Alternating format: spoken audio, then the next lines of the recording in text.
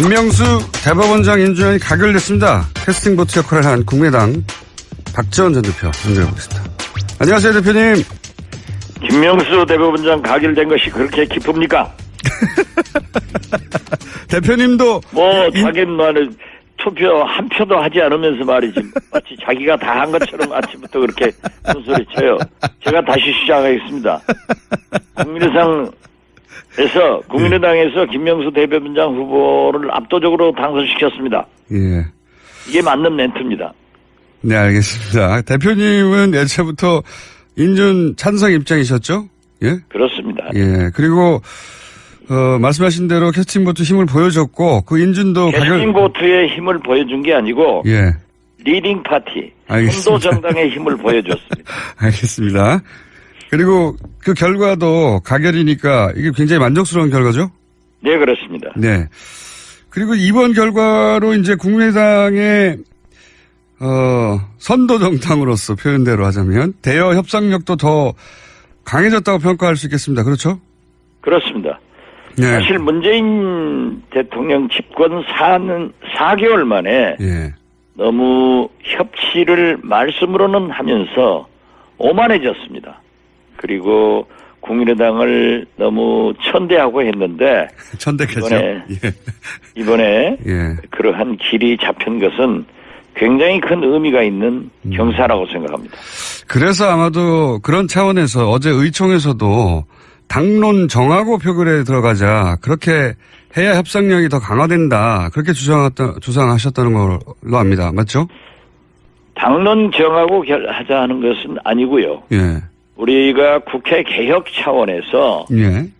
18대 19대 전에 국회에서도 국회의원들이 헌법기관인데 어떻게 당론을 결정하고 인사표결을 하느냐. 네. 그래서 자유투표를 하는 것이 국회 개혁이다. 그래서 제가 20대 초대 원내대표를 하면서 우리 국민의당은 당론 투표가 아니라 자유투표로 결정이 됐기 때문에 우리는 국회 개혁 차원에서 자유투표를 잘 했다.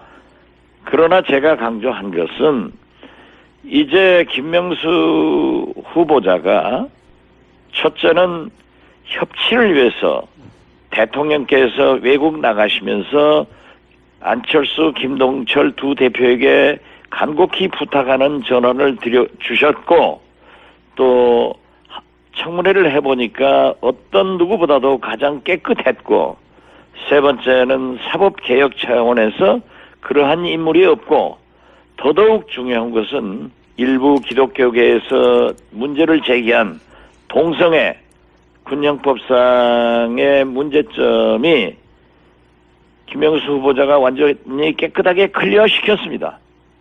이렇게 네 가지가 됐다고 하면은 우리가 먼저 비록 당론은 아니지만은 우리 당에서 가결시켜주는 것으로 안철수 대표가 선언하고 들어가면은 깨끗하지 않느냐. 그리고 이 전국을 안철수가 이끌고 가지 않느냐. 이런 안을 제가 냈을 뿐입니다. 예, 거의 비슷한 얘기인데, 대법원장은 임기가 이제 대통령보다 아니, 깁니다. 완전히 다른 얘기고 좋은 얘기면은 비슷한 얘기라고 받아버리면 우리는 문제가 있죠. 예, 알겠습니다. 다른 얘기입니다. 훨씬 좋은 얘기죠. 훨씬 좋은 얘기입니다. 알겠습니다. 그러니까, 가결시키는 입장을 정하는 게 좋지 않겠냐. 여러 가지 네. 이유로라고 말씀하신 거고. 그리고 실제 대법원장이 이제 임기가 대통령보다 긴 6년입니다. 그리고 그렇습니다. 상권 분립의 한 축인 사법부 수장이고, 그래서 장관 한 사람보다 훨씬 중요한 인사인데, 게다가 사법개혁 방향성이 결정되는 인준인데, 여기에 당론이 없다는 건 당의 정체성이 없다. 이렇게 말할 수 있는 거 아닙니까? 뭔가 입장을 정하고 들어갔어야 되는 거 아닙니까? 어제 대표님이 말씀하신 것도 이런 중대한 표결은 당의 입장을 정하고 가자. 이런 취지 아니신가요? 그러한 취지가 아닙니다. 아닙니까? 지금 19대 국회까지 네. 찬반에 관계없이 당론으로 결정해가지고 무조건 따르라. 이것은 안 되기 때문에 국회의원 개인이 판단할 수 있는 헌법적 기관의 권리를 부여하고 그 책임하에서 해야 된다. 그래서 저는 지금 현재 인사표결을 무기명 투표하고 있거든요. 네네. 그런데 미국처럼 이제 우리나라도 유기명 투표를 해야 된다. 그것도 맞는 말씀이시고. 예, 김어준 총수가 대법원장이라고 하면은 박지원 의원은 부표를 던질 겁니다. 그럼 박지원 부. 예. 그러지 않을 거예요? 제가 김어준 총수가 대법원장 되면은 어떻게 가를 찍겠어요? 이렇게 역사에 대법원장감이 못 되는 김어준 후보자에 대해서는 박지원 같은 훌륭한 사람은 부를 던졌다. 이렇게 나와 있어야 됩니다. 그렇죠. 기록으로 남아야 되죠. 예, 그렇습니다. 예. 그래서 우리도 이제 좀 더 진전돼서 유기명 투표를 할 때가 왔다. 저는 그렇게 봅니다. 그거는 옳은 말씀이신데, 오늘 주제는, 모든 투표를 다 당론을 정할 수는 없죠. 다른 당도 안 됩니다, 그게. 그리고 권고적 당론이니 이런 식으로 강제할 수도, 실제 강제도 불가능하죠. 무기명 투표니까. 그렇죠, 예. 결국은, 누가 어떻게 찍었는지 알 수 없는 무기명 투표라 당론을 정하든 권고적 당론이든 상관없이 다 각자 개인이 최종적으로 판단하는 것인데, 그런데 이제 어제처럼 중대한 표결 같은 경우에는 그냥 자율투표하라는 게 이게 당의 민주적이라서 그런 게 아니고 그건 변명이고 실제로는 안철수 대표가 굳이 당론을 어떻게든 정하지 않으려고 해서 안 된 거 아닙니까? 그것은 거듭 말씀드리지만 우리가 20대 국회에서 네. 국민과 언론과 국회의원 스스로 개혁 차원에서 당론 표결을 하지 않고 자유투표를 하겠다. 이렇게 결정됐기 때문에 저는 그런 말씀을 드린 거예요. 의원들이 각자 알아서 판단해서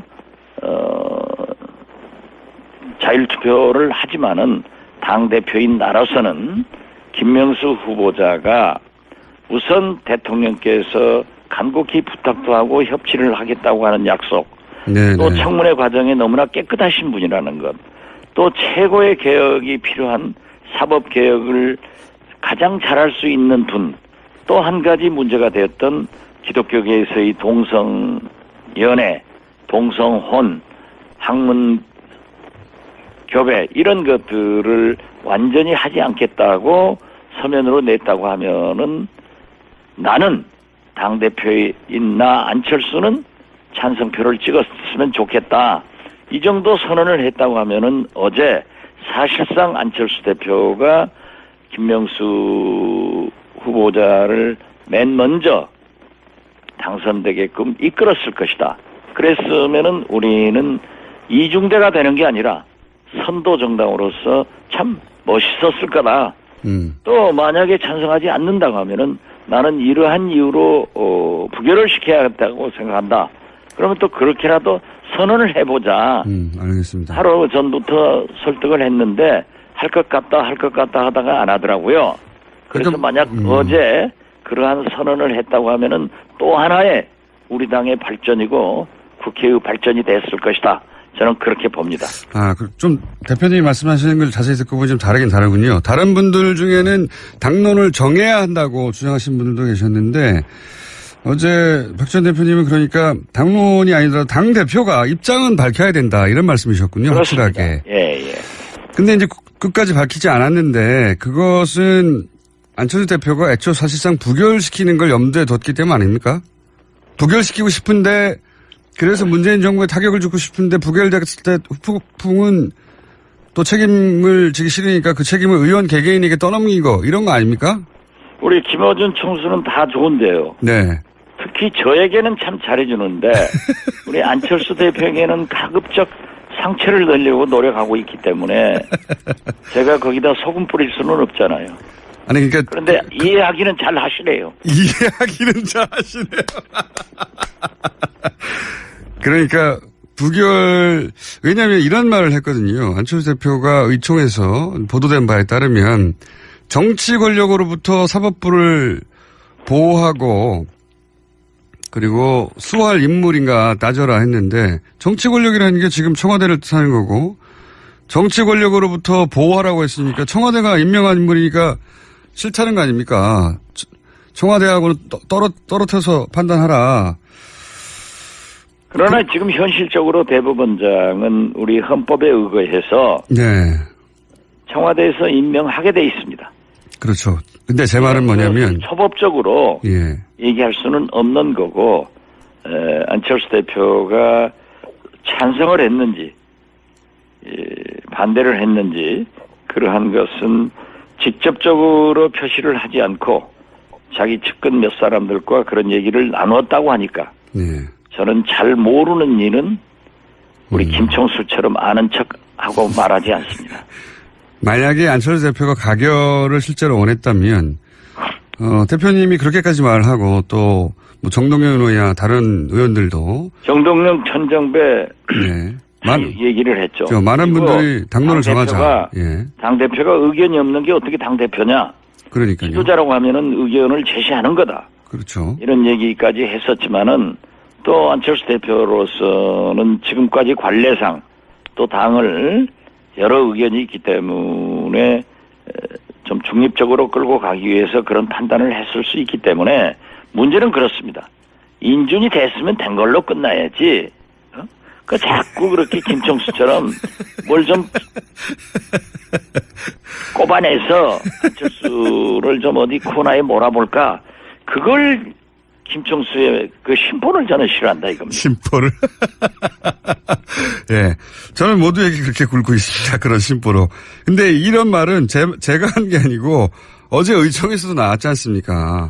의총에서도, 가결한다면 뭐 당연히 가결을 얘기하고 부결이 맞다고 판단하면 당대표가 본인이 그렇게 선언하고 당론을 그렇게 정하자고 의총에서 주장했어야 하는 거 아니냐. 이건 제가 한 말이 아니라 대표님도 말씀하시고 의총에서 정동영 의원이나 천정배 의원이 하신 말씀입니다. 제가 새로 만드는 말이 아니라. 그리고 뉴스공장의 성공을 위해서는요. 네. 남의의원총의 일을 너무 많이 알아도 안 좋아요. 그냥 넘어가세요. 이거는 당을 대표하는 정치인으로 이거 좀 비겁한 태도 아닙니까? 제가 비겁한 태도가 아니라 예. 활발한 토론을 해가지고 예. 거기에서 보편 타당성한 결론을 내리면은 그대로 승복해서 가는 거죠. 안철수 대표만 하더라도 전당대회 때 네 사람이 싸워서 치열한 경쟁해서 네. 1등 나니까 승복하고 지금 당대표니까 협력해서 나가고 있는 것 아니에요. 그런다고 또 의견은 자유롭게 제시하고. 안철수 대표 보호막 역할을 지난 대선에서 해주셨고 또 국민의당으로서는 안철수 대표가 중요한 자산이기 때문에 가능하면 대표를 변호해 오셨죠. 그리고 앞으로도. 네, 그렇습니다. 지금도 하고 있습니다. 그러니까 그 역할을 지금 하고 계신 건데. 근데 앞으로도 인준을 이런 식으로 계속 처리합니까?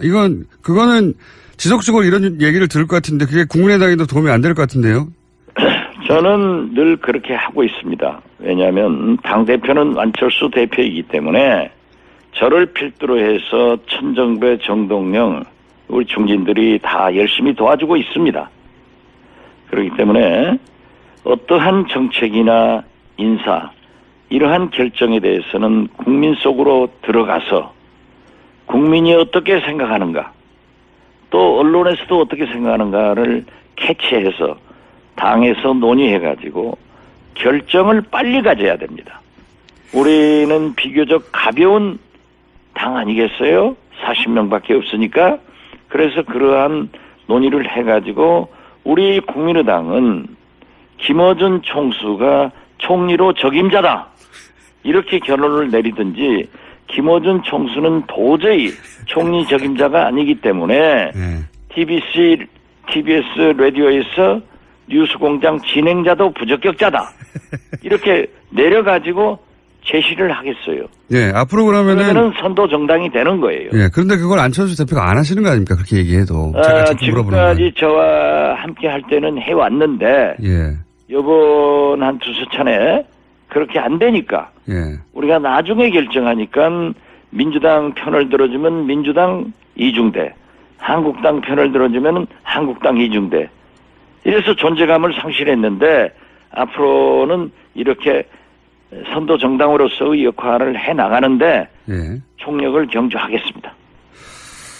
그러니까 그러시자면 이쯤 오늘 인터뷰도 사실은 이제 안철수 대표의 모호한 태도라는 피해를 최소화시켜 보려고 직접 나서신 거지 않습니까? 그러니까 이 정도에서는 공개적으로 안철수 대표에게 한마디 하실 타이밍이 아니냐 이런. 오늘 인터뷰는 제가 원한 게 아니고 네. 우리 김총수께서 뉴스공장에 나와가지고 안철수 잘못한 것을 좀 얘기해봐라 이런 의도로 요청을 했지만 제가 아무리 생각을 해봐도 안철수 잘못한 것이 겨우 그거예요. 예, 알겠습니다. 그럼 앞으로도 그러면 계속해서 헌재소장이나 감사원장 인준도 당론 없이 모호한 태도로 자유를 맡긴다 이렇게 가는 건 아니죠? 모호한 태도가 아닙니다. 예. 자율투표로 맡기지만은 그 토론의 결과를 가지고 당대표가 의사를 표시하는 그러한 맨 먼저 네. 표시하는 방법으로 나가게 될 겁니다. 알겠습니다. 솔직히 말씀드렸어요. 예. 지금 저는 바른정당과 예. 자유한국당의 운명이 그렇게 길지 않다고 생각합니다. 그런 어떤 의미십니까? 두 당이 합쳐질 수도 있다? 네, 합쳐질 수 있어요. 그렇죠. 예. 예. 최근에 흐름이. 홍준표 한국정당 자유한국당 예. 대표가 대통령 선거 때는 예. 그분이 보통 분이 아니에요.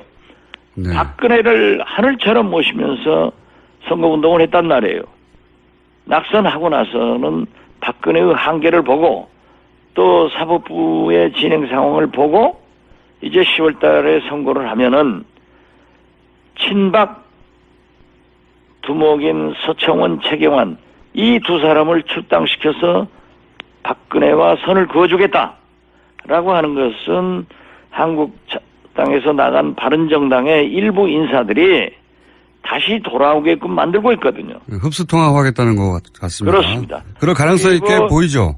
그런 조건으로 예. 서청원, 최경환 이 두 분을 출당 조치하겠다. 박근혜와 함께. 그런데 자유한국당의 서청원, 최경환 의원과 가까운 분들이 있어요.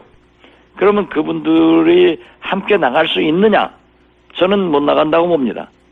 그리고 이 바른정당에서도 자강파와 네. 통합파가 있거든요. 네네. 그 통합파는 자유한국당하고 들어오고 자강파는 소수정당으로 전락하는 거예요. 원내교섭단체가 안 돼요. 그런 가능성이 굉장히 높아지고 있다. 이렇게 보시는군요. 저는 필연적으로 온다고 봅니다. 알겠습니다. 한 가지만 여쭤보겠습니다. 안철수 대표 얘기 한 가지 더 여쭤보기 전에 넘어가서 최근에 이제 전국 돌면서 민심 투어하고 계신데 지역 홀대론 얘기가 자꾸 나와서요. 호남은 물론 가는 곳마다 호남에서는 호남홀대, 대구에서는 대구가 버림받았다, 충북에 가서는 충북소외. 이 지역 홀대론을 보면 안철수 대표의 대선은 아직도 끝나지 않은 것 같은 느낌을 받는데 이게 국민의당에 도움이 됩니까? 도움이 됩니다. 어떻게 도움이 됩니까? 왜냐하면요. 네. 예를 들면은 KTX 호남선을 타시면은 예.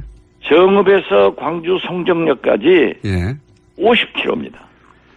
제대로 된 KTX니까 17분이 걸려요. 예. 그러나 송정역에서 목포역까지는 공사가 안 되고 옛날 기찻길로 다니니까 예. 40분이 걸립니다. 그러기 위해서 거기까지 KTX화 하기 위해서 3천억 예산을 신청했는데 154억이 나왔습니다. 네네. 이게 홀대 아닙니까? 자. 아울러서. 예. 제가 드리고 싶은 말씀은 이겁니다. 대구 지역은요. 예. 세 곳이 누구도 신청하지 않은 SOC 예산이 3,053억이 나왔습니다. 이게 귀신이 갖다 놓은 거예요. 대표님. 호남의 SOC 예산이 삭감됐다. 여기까지는 할 수 있는 말이고, 그것도. 말씀 들어보세요. 예, 민주당에서 전체적으로 그러니까 제 말씀 들어보세요. 예, 일단 말씀하십시오. 민주당은. 예. 아니다. 예. 전국 어디도 다 똑같다. 예. 그러면은, 삼성에서 1,500억 빼는 것이 영향이 있겠습니까? 호남에 있는 구멍가게에서 1,500억 빼면 영향이 있겠습니까? 호남은 특히 SOC가 부실하기 때문에 더더욱 큰 피해를 받는다. 더 필요한 것은 호남과 충북, 경북, 여기에는 농업입니다. 농업 예산이 작년 때보다도 0.04% 줄었습니다. 대표님. 그리고 시간이 다 돼가지고요. 산업 예산이 줄었습니다. 알겠습니다. 예산 줄었다는 얘기는 알겠고요. 제가 드리고 싶은 거는 민주당에서는 전체적으로 복지 예산을 높이는 정책 방향 때문에 그런 거다. 이렇게 얘기하는데 그 사실관계는 여당과 싸우시고 제가 질문을 드리고 싶은 건 뭐냐면 지역마다 이렇게 홀더를 얘기하는데 이게 정부의 반감을 이런 식으로 이제 지역적으로 전체로 만들어내려고 하는 게 이 전략이 국민당에 도움이 됩니까? 이런 질문입니다. 도움이 되건 안 되건이 문제가 아니라 예. 그 지역에 SOC가 없으면 그 지역은 영원히 낙후합니다. 그 전략이 도움이 안 되는 것 같아요. 지금 최근에 국민당 지지를 보면. 그렇지 않습니다. 지금은 우리 야당의 지지도가 안 오르는 것은 문재인 대통령이 너무 잘하니까 하는 거예요. 여기까지 하겠습니다. 박지원 대표.